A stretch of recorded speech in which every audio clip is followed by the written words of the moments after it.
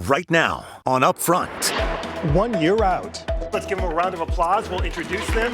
The battle to be Wisconsin's next governor, and for the first time, a majority of the major candidates on the same stage. Trump and his regime are our biggest threat. The first open governor's race since 2010. And it's not a Donald Trump thing, it's a global thing.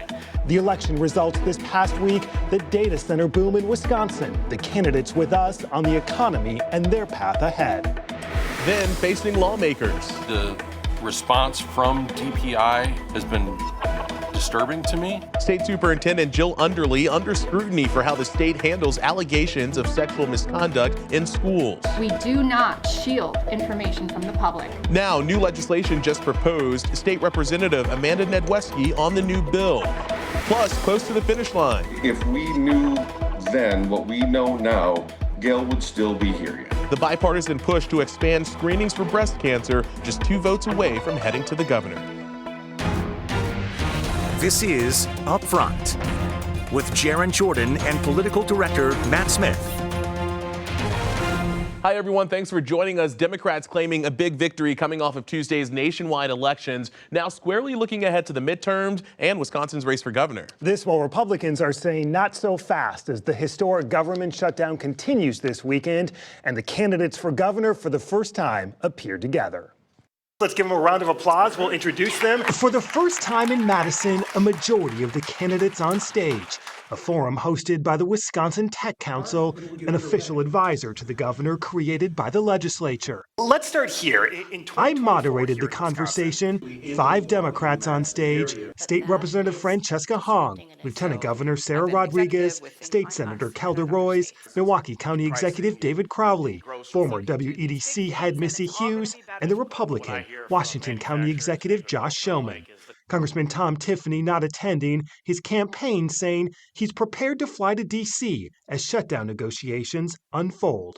If you were governor right now, the conversation specifically focused on tech and the economy and turning to the data center boom in Wisconsin and some not so black and white answers for lawmakers and voters, no matter the party.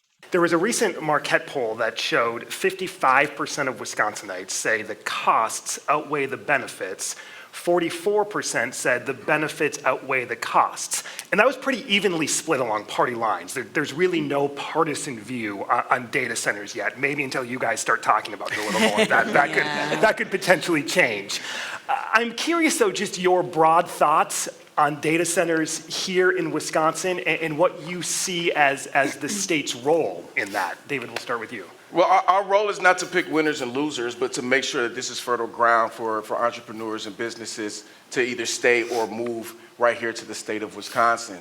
I do think that data centers play a huge role, but I also think it's important that as we talk about companies who are $15 billion investment, how do we leverage that for community benefits across the entire state of Wisconsin? How does that help out our local units of government, our schools, our other local businesses, as well as those industries that I previously mentioned? It is very important that when a data center comes, as we did at WEDC, we sit down with that company right away and we talk to them about their environmental needs, about where they're building and how to make that happen in a way that has the least impact to the communities and the best benefit for Wisconsin. But one thing we need to be sensitive about, and there's several, but one in particular, and that is power distribution and power supply. We don't have even remotely close to enough. The strategies that we've implemented over the last 10 to 15 years are a joke and aren't going to work in the long haul at the rate and speed at which these data centers want to do their business, and we want them to be successful. I'm a giant advocate of doing data centers, but we've got to be smart about it, and right now we don't know enough to be smart about it. But we're hearing from communities who have large concerns around environmental impact as well as what's going to happen to their utility bills, both water and electricity. But there's been disinvestment, especially in our rural communities, depopulation, and the jobs that are going to come in are significant for smaller communities. So this is something that could have an enormous impact on our economy. It could have an enormous impact moving us forward with some of the technology businesses that we have here. But it's not a yes or no. It's not a picking winners or losers. We need to work with the community themselves and put some of those discussions up front. You know, data centers are coming, whether people like it or not. So I think the question for policymakers is, can we implement a strategic plan, an approach that respects the values that I think all of us share of democracy and shared decision-making that's transparent, that's accountable, of fair play, everybody paying their fair share. The forum coming just days after Tuesday's national elections. Democrats praising wins in New Jersey, Virginia, and New York City, where Democratic Socialist Zohran Mamdani won with more than 50% of the vote. Hong, a Democratic Socialist herself. What do you make of the results in New York City? Are you going to attempt to replicate that type of campaign here in Wisconsin? We are a people-powered grassroots campaign. That's how we started this campaign. Excited about the almost 700 volunteers who have already signed up from all across the state, and especially the young people who are more and more interested in our campaign. And so we're going to continue to run this the way that we've been running it. The Democratic candidates all in the single digits in the latest Marquette Law School poll, the vast majority of Democratic voters a year out undecided. As former Lieutenant Governor Mandela Barnes is preparing to likely launch his own bid, which could catapult him to the top, at least in name ID and potential donors. What happens if Mandela Barnes, for example, gets in the race? It just means that we continue to run our race. I don't think it changed anything for me. I welcome anybody to come into the race. I think it's good to have a robust primary. It will help us for the general. So, welcome any and all people who are interested in becoming governor. I appreciate their service. What is the state of this race?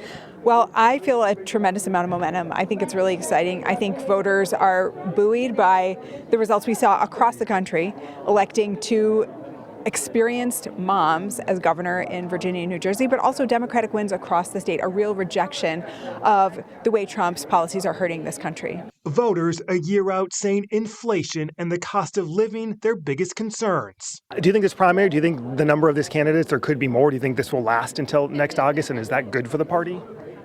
As I said, I think having a number of choices is great, but we'll see what happens. Life happens to people, and just going to keep plugging along and making sure that Wisconsinites have the best choice possible.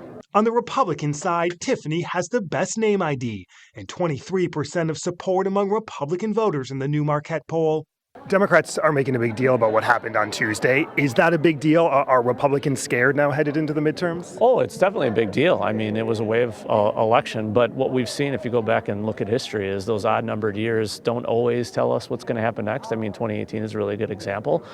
So I think that it makes important for Republicans to make sure they pick the right person who's the best player to put on the field against no matter who comes out of the long list of folks on the other side. So, you look at Wisconsin history, and I think our candidate profile matches that, and I'm looking forward to the race in the next 10 months to get to who's the person that's going to win November 3rd. The polling shows Tom Tiffany has the name ID, which I guess is seems right at this point, right, as a congressman. Do you have concerns about where he is in the polls, where you are in the polls this far out?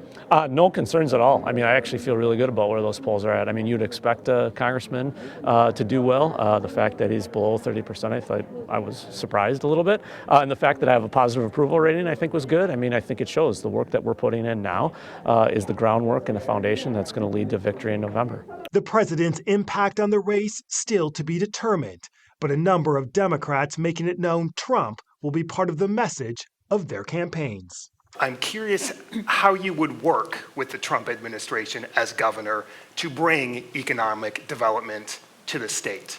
Well, it's always going to be difficult to work with a regime that is not interested in the best interests of your constituents. Trump is a bully and an authoritarian, and I do not think that you beat a bully by giving in. So we need a governor who is going to stand up to the Trump administration when they are wrong and do everything in her power to protect Wisconsinites from the harm that they are foisting on us and on other states. We've talked with all the major candidates in the race. You can watch their interviews right now on the 12 News YouTube page. Just look for and subscribe to the Upfront playlist. Coming up, fallout from the Department of Public Instruction and how it investigates allegations of sexual misconduct. The new bill introduced this week. Plus, the bipartisan push nearing the finish line that would require health insurance to cover expanded breast cancer screenings. The latest is up next.